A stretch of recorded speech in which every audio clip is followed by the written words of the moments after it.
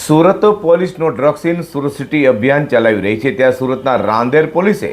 પીઆઈટીબી પંડ્યાના માર્ગદર્શન હેઠળ causeway road Sultania gymkhana પાસેથી લાખો રૂપિયાના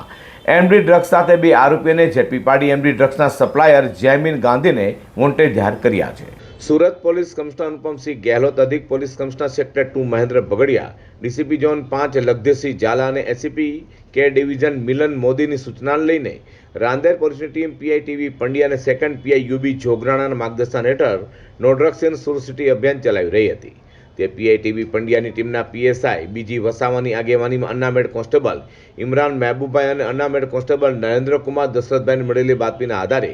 રાંદેર કોઝવે રોડ સુલતાનિયા જીમખાના ટેકરા પરથી 5,87,000થી વધુની કિંમતના